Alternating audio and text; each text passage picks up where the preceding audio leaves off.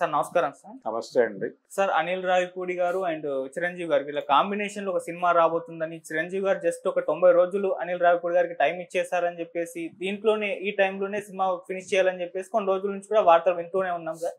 అయితే ఇప్పుడు ఈ మూవీకి సంబంధించి ఒక న్యూస్ చక్కర్లు కొడుతుంది సార్. అదేంటంటే అనిల్ రావిపూడి గారు ఏదో కొత్త కథ కాకుండా పాత కథనే చిరంజీవి గారి కథనే తనదైన స్టైల్లో తీయాలని ప్లాన్ చేస్తున్నారు. అది కూడా గ్యాంగ్ లీడర్ సినిమానే కాస్త మసిపూసి మామిడికాయ చేసి తనదైన స్టైల్లో కామెడీలు ఇవన్నీ కూడా యాడ్ చేసి మరోసారి అదే సినిమా రిలీజ్ చేయబోతున్నట్టుగా వార్తలు అయితే వినిపిస్తున్నాయి తీసి. మరి ఈ వార్తలు నిజముందంటారా? ఆ సినిమా మరి తీస్తే హిట్ అవుతుందంటారా? మీరేం చెప్తారు ఈ సినిమాకి సంబంధించి? ఏమీ లేదండి, ఇది రకరకాల స్పెక్యులేషన్స్ లో భాగం. అధికారిక సమాచారం అని నేను అనుకోవడం లేదు. అసలు గ్యాంగ్ లీడరే ఒక రీమేక్. గ్యాంగ్ లీడర్ సినిమాకే 100 రీమేకులు. అది అంటే ఉమ్మడి కుటుంబం సినిమా ఉంది, 12 కాపురం అనే సినిమా చూసాం మనం కృష్ణ గారితో. ప్రతి కమర్షియల్ హీరోకి ఒక ఫ్యామిలీ సినిమా ఉంది. ఉమ్మడి కుటుంబం అనే పేరుతో రామారావు గారికి ఉంది, అది హిట్.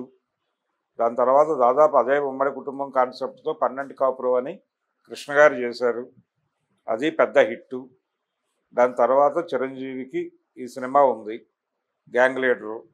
ఈ గ్యాంగ్ లీడర్ కంటే ముందు బొమ్మరిల్లు అని విజయబాపినేడు గారే ఒక సినిమా తీశారు. బొమ్మరిల్లు కూడా ఉమ్మడి కుటుంబం గొడవే. పెద్దన్న ఇరుక్కుంటాడు, పెద్దన్నని ఎలా బయటకు తీసుకురావాలి అనే కాన్సెప్టే బొమ్మరిల్లు. ఉమ్మడి కుటుంబం కాన్సెప్ట్నే కొంచెం మార్చి గ్యాంగ్ లీడర్ అని తీశాడు ఆయన. ఈ ఉమ్మడి కుటుంబం కాన్సెప్ట్ అనేది పాడియావు లాంటిది అని నందమూరి తారక రామారావు గారు చెప్పాడు.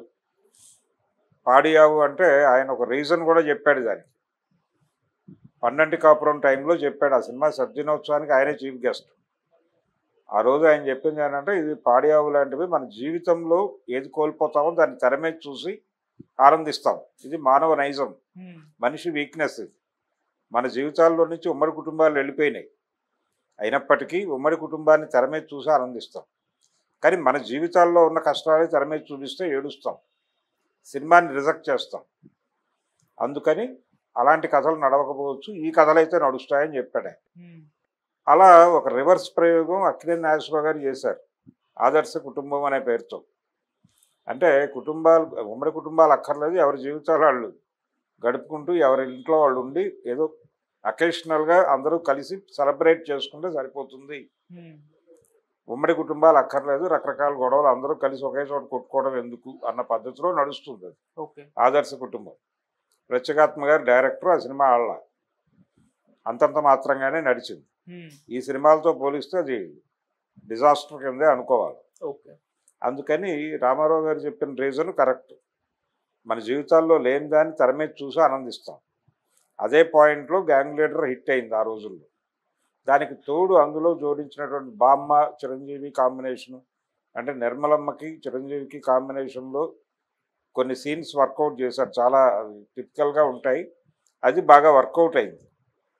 అలాంటివి అన్నీ కలిసి, అలాగే మ్యూజిక్ డ్యాన్స్లు అన్నీ కలిసి, నిజానికి ఆ సినిమాకి ముందు కొంచెం చిరంజీవి కష్టాల్లో ఉన్నాడు. ఆ టైంలో ఈ సినిమా మంచి విజయాన్ని అందించి ఆయనకు ఒక ఊపునిచ్చింది. అందుకని ఆయన 3 సెంటర్లో సద్దినోత్సవం జరిపాడు బాపినేటి గారు. సో అది చాలా బిగ్ సినిమా. ఆ రేంజ్ అంటే అది కొత్త కథ ఏం కాదని చెప్తున్నా, అదే కొత్త కథ కాదు, ఇప్పుడు దాన్ని మళ్ళీ తీసినా కొత్త కథ అవ్వదు. కాబట్టి ఆయన ఒక ఫ్యామిలీ స్టోరీ ఏదో తీయాలో అనుకుంటున్నాడు. ఆ ఏరియాలో అనిల్ రావిపూడికి కొంత గ్రిప్ ఉంది. ఆయన మొన్న చేసిన సంక్రాంతికి వస్తున్నాం సినిమా కూడా అదే కదా, గోదావరి వాళ్ళం మర్యాదలు దారుణంగా చేయాలి కదా అనే డైలాగ్ మీద కదా సినిమా నడిపాడు ఆయన.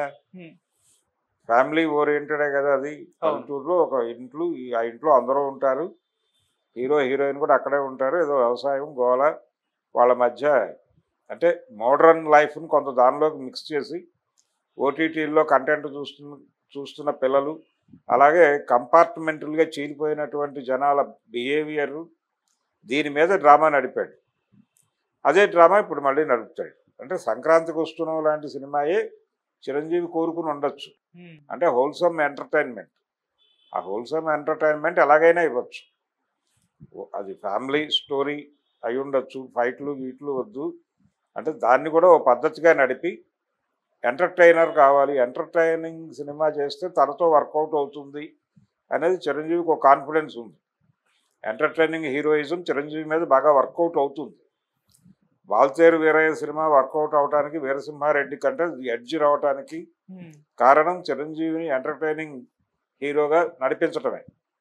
సో అదే ఫార్ములాని ఇంకొంచెం ఎక్కువ మోతాదులు చేయగలిగితే డెఫినెట్గా చిరంజీవి మీద మంచి సినిమాయే వర్కౌట్ అవుతుంది. అయితే చిరంజీవిని ప్రాపర్గా వాడుకోవటంలో గతంలో ఈవీవి సత్యనారాయణ ఒక తప్పటడుగు వేశాడు.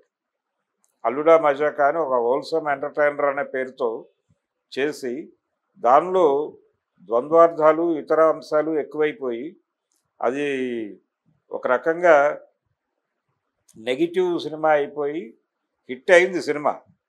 సినిమా హిట్ అయింది కానీ కాంట్రవర్షియల్ హిట్ అయింది. ఆ కాంట్రవర్షియల్ హిట్ కాకుండా కొంచెం అదొక ప్రమాదం ఉంది దీనిలో. అంటే హలో బ్రదర్ లాంటి సినిమా ఎక్స్పెక్ట్ చేశారు ఈవీవి చిరంజీవి కాంబినేషన్లో. హలో బ్రదర్ నాగార్జున కాంబినేషన్లో ఈవీవి చేసిన పెద్ద హిట్. దాని తర్వాత పెద్ద హీరోతో చేసిన సినిమా ఇదే ఆయన అల్లుడా మజాక. అక్కడ కొంచెం లైన్ దాటి లక్ష్మి గారు అలాగే ఇద్దరు పిల్లలు ఈయన డ్యాన్స్ ముగ్గురితో అదో గోల పెట్టేసి కాంట్రవర్షియల్ చేశాడు. సార్ జనాలు ఏమిటి గోల అనే పరిస్థితికి తీసుకొచ్చాడు. అట్లాంటి వైపు వెళ్లకుండా కొంచెం జాగ్రత్త తీసుకుని ఒక హోల్సమ్ ఫ్యామిలీ ఎంటర్టైనర్ కనుక చేయగలిగితే చిరంజీవితో డెఫినెట్గా వర్కౌట్ అవుతుంది సినిమా. అదే ఆ ప్రయత్నం చేస్తాడు తప్ప గ్యాంగ్ లీడర్ కథ అక్కడ గ్యాంగ్ లీడరే ఇన్స్పిరేషన్.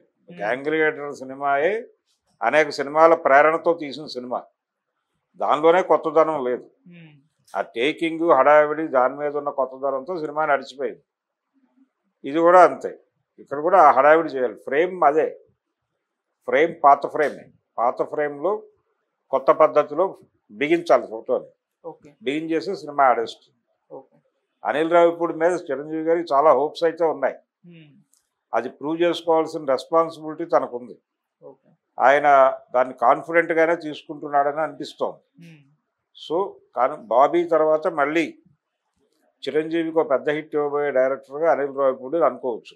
అండ్ 90 రోజులే టైం ఇచ్చారని చెప్పేసి వార్త వైరల్ అవుతుంది సార్. మరి అంత తక్కువ టైంలో సినిమా తీసేస్తారా అనిల్ రావిపూడి గారు? 90 రోజులు చాలా ఎక్కువ అండి. 3 నెలలు 3 నెలలు ఎక్కడిచ్చేవాళ్ళు. గతంలో సినిమాలు రామారావు గారు అడవి రాముడు లాంటి సినిమాకే 40 రోజులు 50 రోజుల్లోపు ఇచ్చాడే.